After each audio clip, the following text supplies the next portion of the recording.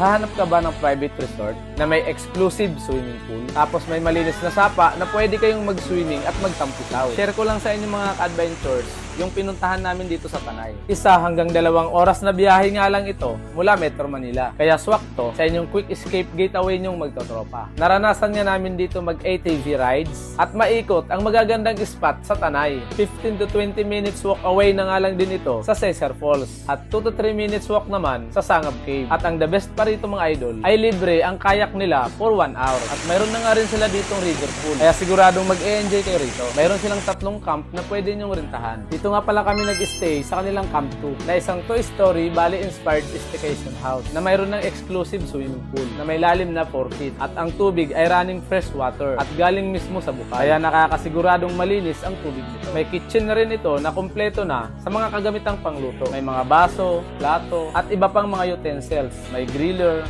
ref, rice cooker. May dining area na rin dito na napaka-native ng design. At bukod dyan ay may tent na may table and chairs na nakaset up na sa gilid ng pool. Libre nyo na rin magagamit yung kanilang bilyar at mga board games. May TV at Bluetooth speaker na nakakonek na sa mabilis na wifi. Kaya pwede rin mag-video okay, manood ng Netflix at YouTube. At sa second floor nga nito ay may balkonahe ito na napakasarap tumambay, lalo sa umaga. Dahil tanaw na tanaw mo rito ang kahabaan ng sapa na talaga namang napakasarap at nakaka-relax yung ganitong tanawin habang humihigop ka ng kaping mainit sa umaga. Nandito na nga rin sa second floor yung kanilang napaka-native na kwarto na mayroon ng 3 double deck at kumpleto na rin sa mga unan at mga beddings. At bukod dito ay mayroon pa itong isang room na located naman sa taas ng kanilang parking area na mas malawak at naka-fully air condition na rin. Mayroon na rin itong 2 malinis na CR na may shower na rin. At ito naman yung kanilang Camp 3, ang pinakabago at kayang mag-accommodate ng up to 16 packs. Mayroon na itong dome tent na may 2 queen size bed sa loob na ang location ay nasa gilid at nakaharap mismo sa batis. Kaya naman, sobrang relaxing dito mag-stay. Mayroon na nga rin itong small kubo na may identical twin room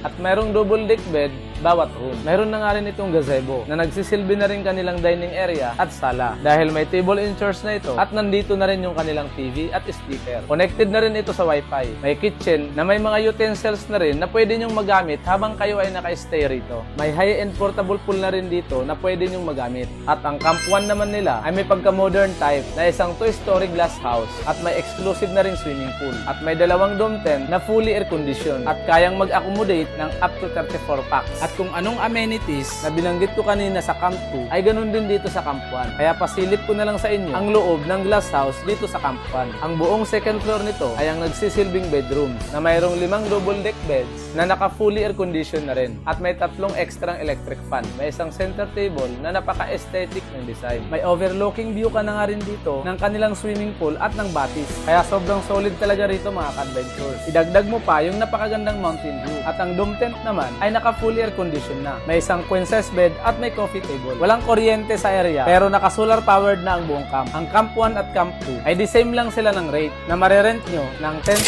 pesos good for 15 packs from Monday to Thursday at 15,000 pesos naman kapag weekend good for 25 packs. At ang Camp 3 naman ay 7,000 pesos good for 16 packs every Monday to Thursday at 10,000 pesos naman kapag weekend and holiday. So paano nga ba pumunta rito? Kung ikaw ay naka-private vehicle, ipin nyo lang po sa Waze or Google Map ang El Casa San Andres Camp at dito ka na nyan mismo dadalhin. At kung ikaw naman ay magkukommute, sumakay ka lang ng jeep sa Kogyo papuntang Sampaloc, Tanay at bumaba sa may arko ng papuntang San Andres. At mula dito ay sumakay ka ng tricycle papunta sa resort. For booking and other details ay mag-direct message na lang po kayo sa kanilang Facebook page. Ito nga pala si Kuya Randy Adventures. Enjoy and God bless!